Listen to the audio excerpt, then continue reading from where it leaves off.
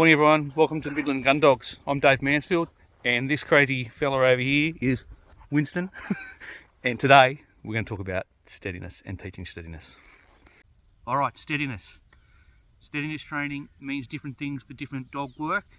Okay, if you're picking up on pheasants, it means standing behind the gun, the dog's just standing there or sitting like this, waiting for it to be sent if it's safe to do so and it's not going to interfere with the guns. Sitting in a duck hide, sitting like this, watching birds get shot, marking the bird down and just waiting to be sent. Not crying, not carrying on. That is nice as a nice steady dog. If we're doing spaniel work or rough shooting with our dogs, then we want the dogs to be nice and steady to shot or to the flush. Okay, so steadiness for different types of gun dog work means different things, but you need to train steadiness all the time. You can't be undisciplined with it, because otherwise by the end of the duck season, by the end of the quail season, or the rabbit season, or the pheasant picking up season, the dog's going to be unsteady because you haven't maintained that discipline in yourself. And just keep those expectations where don't send him if he's unsteady, send another dog, or just wait it out till he's nice and calm and then send him. Alright, so what we're going to do is I'm going to just run through a few different ways I test this. I don't test for steadiness, I train for steadiness. I never test for dogs.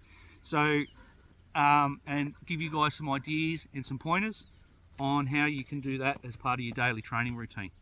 Alright mate, let's get to it. Alright, so steadiness starts with feed times. So here the dogs are waiting whilst I prepare their meal. So this is a great opportunity, and this is where steadiness foundations occurs.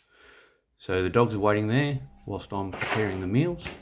If the dogs do creep into the kitchen or start coming around my feet, I just simply walk them back to the spot where I want them to sit, tell them to sit and tell them to stay.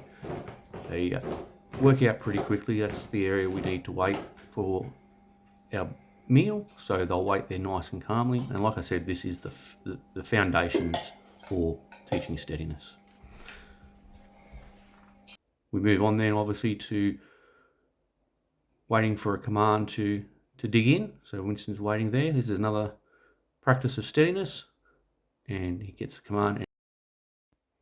Alright, moving from feeds into retrieves.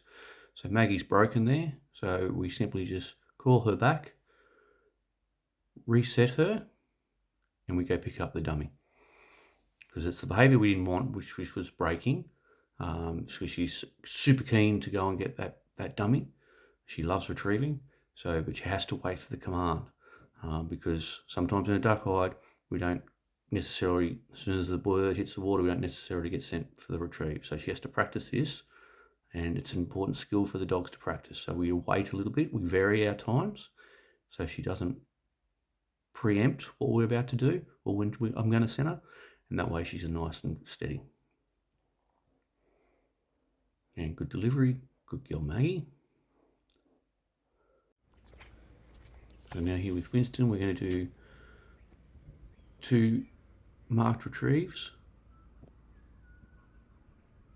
but we vary it up on when we're going to send him. Now you can do this, start off with 2s, you can go through T's or 3s, and then you can do an X or north, west, east and south, where you just pretty much like a wagon wheel, some people call it. So you just keep on throwing them out and you just keep on changing and aligning the dog, and it doesn't preempt when to be sent, it just waits for that command. So like I said, you could not even go and send the dog on this one and go and pick it up yourself. It's up to you. It's just about varying it to make sure that the dog's nice and rock steady.